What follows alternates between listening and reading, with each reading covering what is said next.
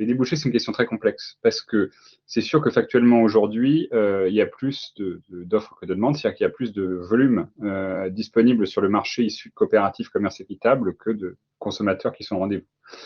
Mais tout ça est très compliqué parce que c'est aussi lié, pour avoir travaillé dans ce système-là, à une volonté des systèmes de labellisation d'avoir le plus de producteurs possible qui soient labellisés pour pouvoir ne pas avoir de rupture d'approvisionnement qui est la peur non négociable de tous les acheteurs chez nous, qu'ils soient supermarchés ou marques. En fait, personne ne veut avoir un rayon avec des vides parce qu'il n'y a plus de produits et c'est vu comme un sacro-saint. Du coup, on a quelque chose qui a introduit un déséquilibre dans le commerce équitable qui est l'inverse de la situation qu'on connaît sur la bio, où au contraire, sur la bio, notamment en France, on a plein d'effets bénéfiques qui sont involontaires, qui n'ont rien à voir avec la bio, c'est qu'on est plein de consommateurs à en vouloir tous les jours et nos producteurs ne peuvent pas subvenir. Ils n'ont pas suffisamment de production. Du coup, on en achète d'ailleurs un peu à l'étranger et du coup, ça met tout un contexte positif. Si on avait ça dans le commerce équitable, ça changerait beaucoup de choses. Ce n'est pas du tout le cas. Et encore une fois, c'est une politique des labels. Surtout que ces labels-là, ils n'arrêtent pas de se confronter et de se mesurer aux autres labels dont je vous parlais, Rainforest ou de ce label durable. Et du coup, ils jouent ça à coup de statistiques de « Ah bah toi, tu as combien de producteurs certifiés? Moi, j'en ai combien? C'est qui le meilleur ?» Et ils sont tous flippés quand ils ont des moins bons résultats que leurs voisins en disant « Ils sont en train de nous dépasser, on va tout perdre. » Donc, premièrement, ça, c'est compliqué. Deuxièmement, quand même, allez, je vais relativiser pour lancer un peu de débat par rapport à ce que disait Fred, je suis d'accord avec lui complètement qu'il y a une question de le pouvoir du consommateur, de le rééquilibrer avec le pouvoir des producteurs. Mais justement, c'est intéressant cette question de la responsabilité du consommateur parce qu'on focalise sur tous les autres maillons. Mais regardons bien les choses. Filière cacao, une tablette moyenne, on a eu toutes les données sur le marché français. Une tablette moyenne, en prix moyen, pardon, de toutes les marques engagées, quoi, Alter Eco, Etikable, tous ceux qui font le meilleur boulot, on est à 3 euros, je dis ça de mémoire parce que j'ai les statistiques, 3,50 € peut-être, quelque chose comme ça, quoi. La tablette moyenne en France, c'est 0,80 €. Voilà. Du coup, quel discours vous avez pour toute la partie de la population? Alors, bien sûr qu'on peut avoir un discours, on n'en mange plus que le week-end, tous, etc. Mais on ne peut pas évacuer d'un revers de main la question de la démocratie alimentaire et la question de la précarité alimentaire. Et surtout de l'inégalité de fait qu'on peut recréer côté consommateur où ceux qui n'ont pas les moyens d'une alimentation saine, et ils sont aussi condamnés parce qu'ils n'ont pas les moyens de faire du commerce équitable alors qu'ils en voudraient. Et ça nous amène à une vraie problématique qui est les coûts. Donc, je fais un lien direct avec la troisième question. Et ça va même faire un lien aussi avec celle du milieu pour que vous compreniez bien. On part de cette problématique de débouchés, on a des prix plus importants et du coup, ça questionne qu'est-ce qui se passe? Pourquoi les prix sont si chers? Deux raisons. Premièrement, les acteurs qui sont les plus engagés, ils n'ont pas du tout les effets d'échelle des très grands acteurs du cacao, par exemple. Du coup, pouvoir travailler là-dessus, oui, quand on est sur une entreprise comme Etikable, Alter Eco, ils ne peuvent pas sortir une tablette à 80 centimes, ça n'existe pas en fait. Il faut des appareils industriels gigantesques. Sauf que ces appareils industriels, ils ne sont pas neutres.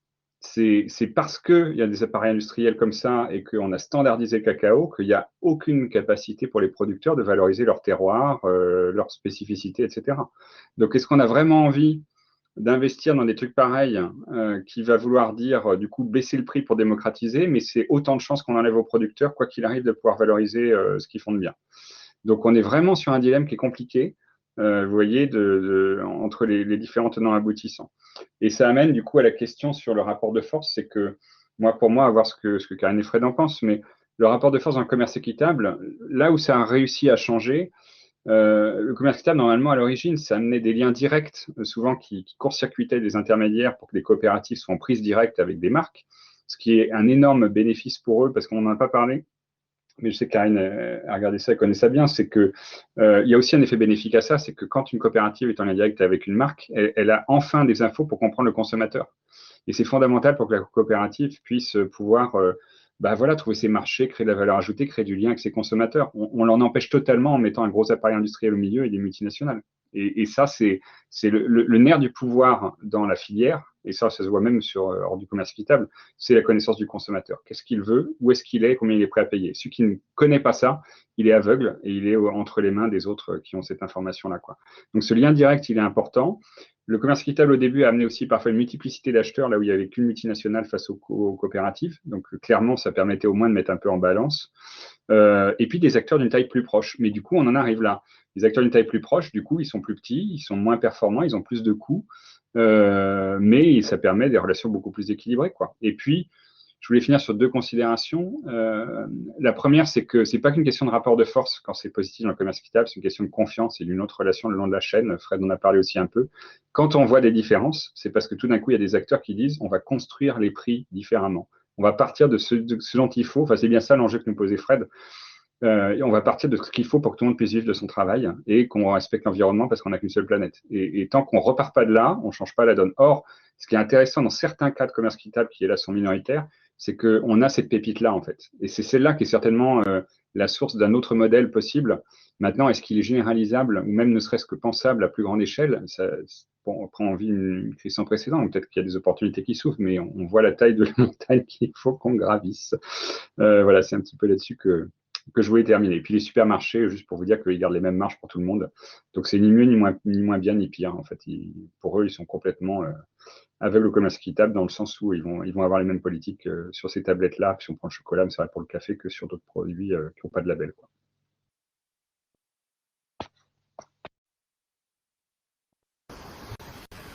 Merci. Est-ce que Karine, tu veux... Ouais, on allait réagir en même temps. Juste sur la question des volumes et des débouchés, complètement d'accord avec ce que vient de dire Christophe. Moi, je pense qu'il faut un peu renverser la question, qui est de dire quelle est la vocation du commerce équitable labellisé comme ça, initiative privée. Et là, je vous parle plus de l'étude, mais je vous parle je donne mon avis personnel sur la question. Le commerce équitable, il a démontré qu'on peut faire des choses, on peut changer des éléments dans le fonctionnement des filières. Maintenant, la suite, c'est quoi? C'est 100% du commerce international qui est sur ces règles-là. Très honnêtement, pour avoir vu l'évolution depuis 20 ans ou 30 ans, on n'y arrivera pas. Pas avec ces outils-là, en tout cas, pas avec ces rapports de force-là. Donc, l'intérêt, c'est de dire, on vous a démontré qu'on peut faire des choses qui ont un impact différent. Maintenant, il faut que ça soit de la régulation publique. Voilà, c'est mon avis assez tranché sur la question. Après, sur la question des rapports de force, moi, je travaille aussi sur le commerce équitable en France et je vois une différence fondamentale sur la façon dont les choses sont négociées. Et là aussi, c'est mon expérience et ma lecture personnelle de la question, mais je vois vraiment une différence le fait que des distributeurs, petits, moyens, des entreprises échangent avec des producteurs français qui leur ressemblent, qui sont sur des terrains qu'ils connaissent, qui partagent la même culture. Il y a une culture différente de la négociation. Et moi, je relie ça à une empathie plus grande et à des modes de fonctionnement sur des filières de commodités type café, cacao, donc qu'on va acheter dans d'autres pays. Des fonctionnements qu'on peut rappeler d'une façon ou d'une autre, c'est peut-être un peu grossier, mais néocoloniaux. C'est-à-dire des modes de fonctionnement qui vont reprendre cette différence-là. C'est pas moi quelqu'un d'autre l'avait noté, je l'ai lu quelque part, mais la façon dont on définit un prix minimum en commerce équitable sur du cacao et la façon dont on définit un prix minimum sur du commerce équitable en France n'a rien à voir. Sur du commerce équitable en France, on va prendre quel est le revenu que doit avoir un producteur. On le met, j'ai vu des exemples récemment où on le fixait dans l'idéal à 2 fois le SMIC.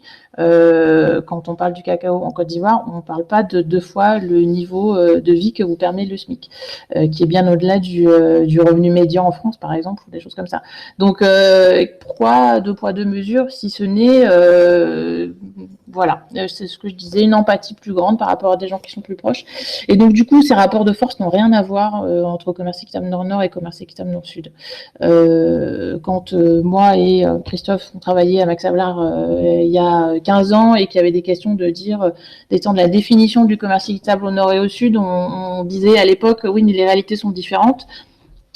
Il y a des choses qui s'en rapprochent de plus en plus, mais il y a aussi quand même il reste des différences importantes. Voilà ce que je voulais rajouter sur ces points-là. Moi, je vais peut-être essayer de répondre sur 2 points.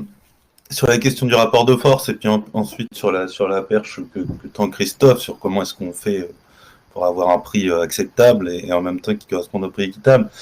Sur le rapport de force, d'abord, il faut comprendre que le commerce équitable, c'est au départ un projet de commerce. Donc c'est pas un projet contre le commerce. C'est pas un projet altermondialiste au départ, hein, quand il est pensé, etc. Ou anti-mondialiste, plutôt, il est altermondialiste, mais pas anti-mondialiste. Il n'est pas pensé comme étant quelque chose qui va mettre fin au commerce, qui serait un mal de la société. C'est pas marxiste, c'est pas anti-commercial, et c'est même assez libéral dans certaines de ses vues et de ses objectifs. Donc c'est pas non plus quelque chose qui a pour vocation au départ de remettre en cause cette idée du rapport de force. Et même, ce qui est assez intéressant dans les fondateurs de Max Havelaar, il y a plusieurs choses frappantes. Premièrement, ils considèrent qu'un des obstacles à la juste rémunération, ce sont les liens pérennes entre un producteur et son acheteur. Et que donc il faut briser les liens d'exclusivité qu'il y a entre un producteur et un acheteur. Ce qui peut s'entendre dans certains cas, mais qui du coup crée cette situation où on déconnecte dans certaines filières du commerce équitable l'acheteur ou l'intermédiaire avec la coopérative de production qui, elle, doit se retrouver sur un marché avec différents acheteurs chaque année à trouver qui va lui prendre la plus grande part de sa production. Donc on a un premier effet pervers de cette intuition qui, pour pas fausse, n'était pas non plus totalement juste. Et puis le deuxième, ce qui est hyper intéressant, c'est l'histoire des syndicats. De voir que parce que dans le commerce équitable, il y a les producteurs, vendeurs, et puis il y a les salariés de plantation. Vraiment deux choses très différentes. Et quand la question commence à se poser, notamment dans le secteur de la banane, de labelliser commerce équitable des plantations, donc des entreprises, qui ne sont pas les travailleurs eux-mêmes directement, se pose la question de la représentation des salariés. Et la décision qui est prise par les fondateurs de Max Havelaar, qui sont parmi les premiers à être confrontés à cette question-là, c'est de ne pas passer par les syndicats. Et de créer en parallèle de la représentation syndicale dans les entreprises, une représentation des salariés à travers une caisse de gestion de la prime équitable, où il y a des salariés élus, désignés par leur pairs, etc. Du coup, un circuit parallèle de représentation des ouvriers qui a eu pour effet, dans certains cas, d'affaiblir la représentation syndicale. Et encore une fois, l'intuition n'était pas totalement mauvaise de la part des promoteurs du secteur équitable. D'abord, ils se rendaient compte que dans 70% des cas, les syndicats étaient à la solde du patronat. Et c'est la réalité dans le secteur de la banane. Et dans l'autre cas, il se trouve qu'ils étaient par ailleurs plutôt libéraux et anti-marxistes. Donc les syndicats qui n'étaient pas à la solde du patronat étaient trop marxistes pour eux. Donc ils décident de mettre en place ce système de représentation parallèle. Mais du coup, il y a aussi un effet délétère à terme sur le rapport de force au sein du commerce équitable. Pour des éléments de compréhension, après, ce ne sont pas forcément des réponses. Sur le prix, je pense qu'il y a deux choses. D'abord, oui, une tablette à 2,50 €, c'est trop cher pour un certain nombre de gens aujourd'hui. Je le conçois. Et pour moi, c'est moins de 2,50 €. Par exemple, c'est qui le patron, ça doit être autour de 1 €, 1,30 €, je crois. Pour moi, c'est évident que c'est pas assez cher pour rémunérer correctement le producteur. C'est mon avis personnel. Après, 2,50 €, c'est trop cher pour un certain nombre de nos concitoyens et concitoyennes. C'est pas trop cher par rapport au revenu moyen aujourd'hui en France. Donc, est-ce que c'est le commerce équitable qui doit résoudre le problème de l'inégalité des revenus en France et du fait qu'il y a des gens qui n'ont pas les moyens de se payer un cacao qui correspond à son coût de production et à son coût de revenu. Ça, c'est la première piste de réflexion qui est de décaler le problème à une autre réflexion. Et la deuxième, c'est qu'il y a quand même, et il me semble que votre étude le montrait beaucoup, Christophe, une part hyper importante de développement marque et marketing dans le prix d'une tablette aujourd'hui. Et c'est aussi une autre piste, c'est-à-dire pourquoi est-ce qu'on rémunère aujourd'hui le fait que tout le monde se tire la bourre pour être celui qui va avoir plus de parts de marché parce que son paquet il est plus rouge, parce que son paquet il est plus vert, parce que dessus il y a un bonhomme qui est mieux réussi que l'autre, etc. Enfin, en fait, on paye cette concurrence effrénée en termes de marketing, de développement de marque, de packaging, de mise en avant, etc. Et c'est aussi une des raisons pour lesquelles aujourd'hui les produits commerce équitable sont des compléments de gamme pour la plupart des grandes marques. C'est-à-dire qu'en fait, elles viennent leur ouvrir des nouvelles parts de marché complémentaires à celles qu'ils ont déjà. Il n'y a pas de réflexion dans les grandes marques comme Mondelez, Nestlé, etc. Il y a eu à une époque, mais il n'y a plus aujourd'hui, j'ai l'impression, une réflexion sur comment on convertit l'ensemble de nos produits vers du produit équitable. Et on voit ça plutôt comme effectivement ciblant une autre catégorie de marché. Et notamment aller récupérer les clients de Biocoop et de La Vie Claire chez Carrefour parce qu'on va leur proposer des produits bio chez Carrefour, etc. Ce qui nous ramène à une réflexion beaucoup plus globale sur le marché, sur ce que disait Christophe tout à l'heure. Est-ce qu'on accepte, est-ce qu'on arrive à sortir d'un modèle où on a tout, où quand on va chez Carrefour, on a tout, du bio, du pas bio, du équitable, du pas équitable, du équitable vert, du équitable bleu, du équitable rouge, Et comment est-ce qu'on arrive en tant que société à accepter aujourd'hui d'avoir un système de distribution où, au minimum, on est garanti de trouver du chocolat? On ne va pas vous garantir que vous allez trouver toutes les marques partout à n'importe quel moment. Et tant qu'on promettra ça aux consommateurs, on ne sortira pas de cette concurrence qui est délétère, à mon sens. Voilà. Juste pour ajouter un point, parce que Fred a tellement raison, un point de contexte avec quelques données pour que vous ayez conscience de ça. Nous, on a mesuré qu'il y a des marges plutôt substantielles sur le cacao, sur le café, on s'en doute, encore plus fortes, des supermarchés. Donc, c'est clair qu'ils captent parmi les principales marges quasiment presque un peu plus que les grandes marques. Mais le problème, c'est quand on regarde le modèle du supermarché, qui est exactement ce que nous dit Frédéric, c'est que le modèle du supermarché aujourd'hui, c'est le modèle où il y a tout le temps. En fait, il est, pour être clair aujourd'hui, ce que disent la plupart des experts, il est ruiné, totalement. Il est complètement à bout de souffle. Et en fait, ça doit nous interroger aujourd'hui sur le fait d'arrêter de mettre des fonds perdus dans cette histoire-là. Aujourd'hui, les supermarchés, ils sont en perte nette d'argent s'ils ne faisaient que essayer de gagner de l'argent sur la vente des produits. Ils perdent de l'argent. Hier, ils gagnaient de l'argent parce qu'ils payaient leurs fournisseurs 6 mois plus tard. Donc ça, c'est terminé à cause des nouvelles réglementations en France.